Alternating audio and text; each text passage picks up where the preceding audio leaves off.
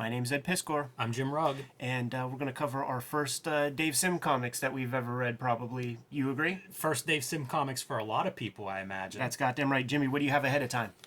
Gonna plug my own Image comic. The people have been asking about what books are available and stuff. If you're new to the channel, Street Angel Deadliest Girl Alive is my collection of Street Angel comics that I made for Image Comics. A thrill to be published by them. You know, grew up reading those, as we're going to see with Spawn number 10. But this is still available in print, so you can get this from your local comic shop. You can get this on Amazon. You can get it on Comixology. Wherever you read comics, you can find Street Angel Deadliest Girl Alive. And you can follow me on patreon.com/JimRugg to see a lot of the original art and a lot of the process of how I actually made these Street Angel comics. Patreon.com/JimRugg. Red Room is going to begin seeing the light of day May 2021. It's either out or about to be out, depending on when you're watching this video. Murder on the Dark Web for Fun and Profit. Good modern-day outlaw horror comic that will be coming out on a monthly basis. Each issue completely self-contained. Kayfabers, you have made me a hit comic so far with issue number 1. Let's get that gravy train rolling. Pre-order your comics at the Fantagraphics website. You can get there by way of my link tree in the description below this video, or if you want to read the comics ahead of time, $3 will get you the complete archive on my Patreon. I have more than 100 pages available to read at this very moment, and I put new strips up every Tuesday. Now, back to Spawn. First off, the background looks great, juxtaposed with this cover. Probably one of the greatest kind of synchronicities visually on our channel, man. It's really strange. It's like it's camouflaged into the background. Yeah, it's so cool. And we said it before. I made a comic about it before. Spawn 8, 9, 10, 11 are some of the first times that, people around my age, and specifically myself, first Alan Moore comic I read, Spawn number 8. First Neil Gaiman comic I read, Spawn number 9. First Dave Sim comic I've ever read, never even heard of CEREBUS, man. Spawn number 10. And it's an amazing bold choice for McFarlane when he's assembling this team of guest writers. Like, Dave Sim is such a kind of out of left field choice. And you're right, definitely exposed Dave Sim and CEREBUS to a bunch of people who probably didn't know this character or Dave Sim's story. Yeah, he fits in because of the kind of popular, like the way that he popularized self-publishing. Yes. And even though McFarlane and those guys are such a giant hit, and even though you still see Malibu Comics, it is kind of self-publishing, just on a grand scale. Definitely in the beginning when nobody really knew what to expect from this. Yeah. For sure. It's crazy that's 10 issues in, but you know what that means? That means that Todd McFarlane's keeping a schedule because they were with Malibu for like a year. Yes. So when everybody else was just barely able to grind out their issue number 4, Todd is making bones. It's a great point. It'd be interesting to pull out what was actually published in year 1 of all the Image titles, because you would see maybe 2 issues of Youngblood or something like that, and a lot of them. I think almost every comic was late to some degree, and probably same with Spawn. Like, I don't think 12 issues came out in that first year, but it's amazing that we're at least 10 issues coming out in that first year. What do you think about this, man?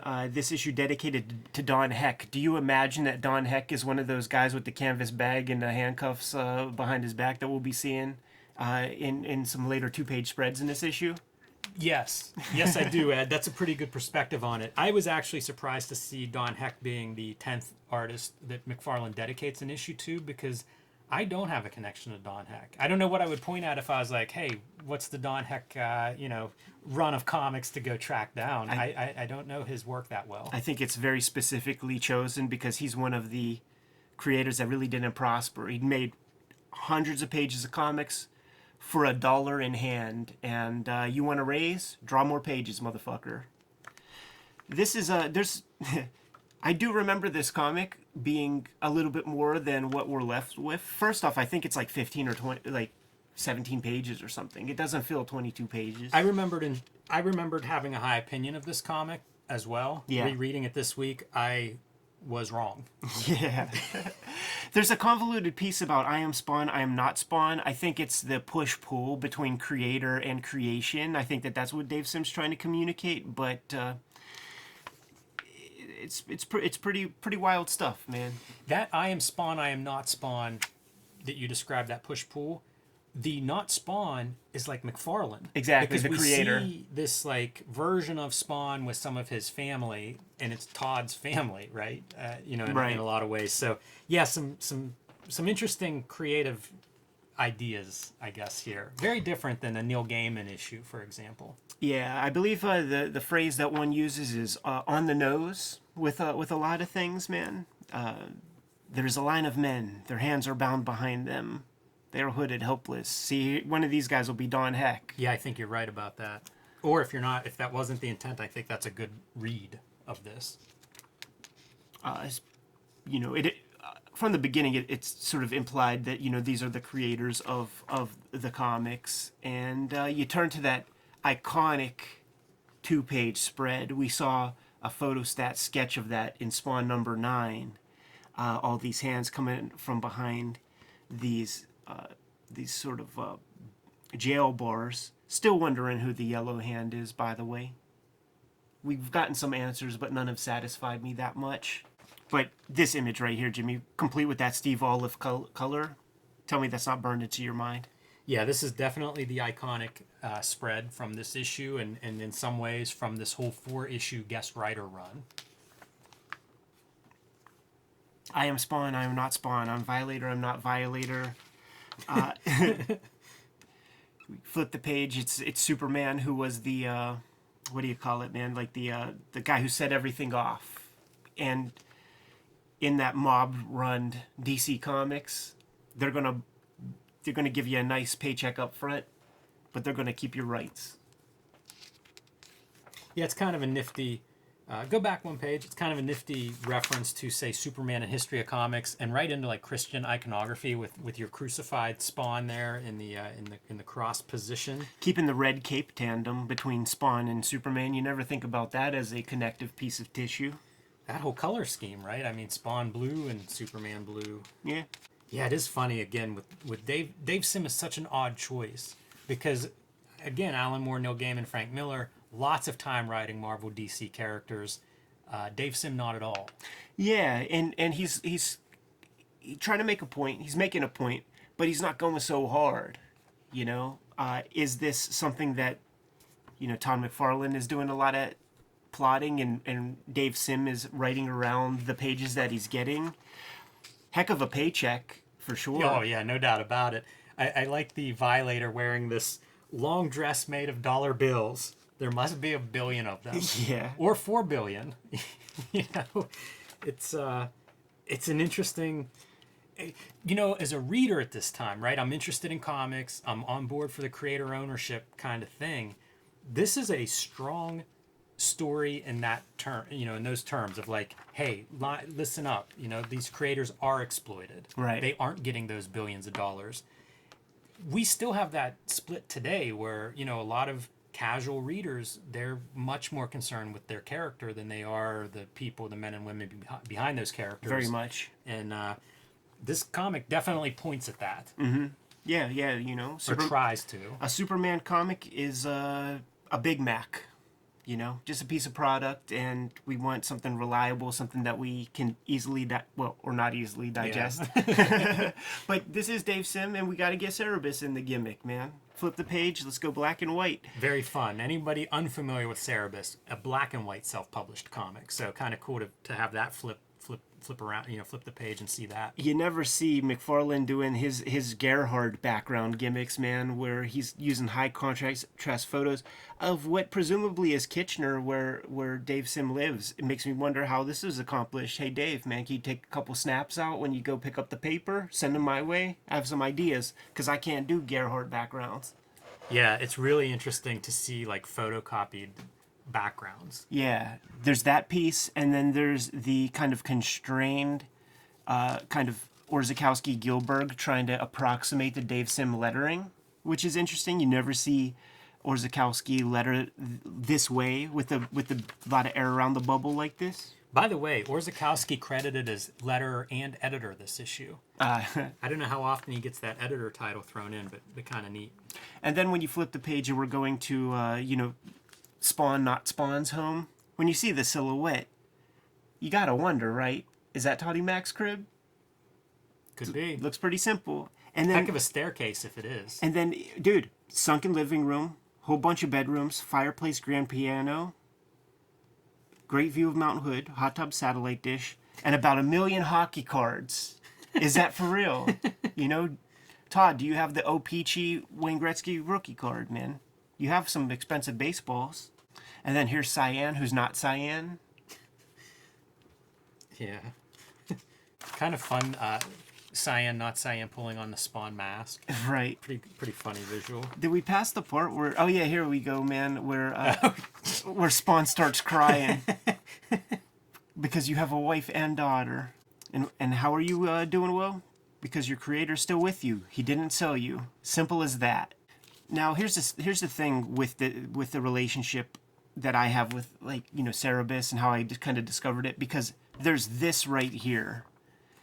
And then you see, you know, Spawn, trademark, copyright McFarlane, CEREBUS, trademark, copyright Dave Sim. By the way, that is a strong sign-off because there's also next Frank Miller. Yeah, totally. So that's a heck of a half-page splash. So, dude, after you read this, there's not so much talk. You know, there's like a little caption about CEREBUS and just a very tiny bit, right? It'll be the next issue, the Frank Miller issue, or maybe an issue or two later where there's an ad in the back talking about, you know, shows an actual Dave Sim image. And it talks about how the story is the CEREBUS story is 3,000 pages and counting or something like this. That Christmas, I had like 14 of the books or something. You know, Santa Claus brought me because I was like, I have to check this out. I can't wait to read this comic. I can't believe that there was this comic that has over 100 issues. I've never seen it, never heard of it. It's white noise to me on the racks. I just don't. At a certain point, even when I was a kid, even when this stuff was coming out, I think the comics that my comic shops invested in CEREBUS comics were for diehards who had it on their pull list. Yeah, I don't know when that comic would have peaked. Although I think it was still going strong in the early 90s. I remember in our Wizard coverage, there's some Dave Sim. There was like a 2-part Dave Sim interview around that time, which would have been around, you know, maybe a year or so after this issue. It seemed like it was still going very strong at that point. Jimmy, the second time I ever saw CEREBUS was in when I was putting together my little collection of these, kind of piecemealing the first comics reprints of Teenage Mutant Ninja Turtles. And when you go to book 3, which reprints issue number 8, I believe, which was the highest circulated Teenage Mutant Ninja Turtles comics at about 120 or 180,000 copies. I forget. That's a nice paycheck for a self-published book. Yes, absolutely. And you will not see this comic reprinted anymore because Dave Sim just chose to turn the tap off. And this will be, you know, the same deal where except the difference here, Dave Sim's drawing his guy and doing his lettering.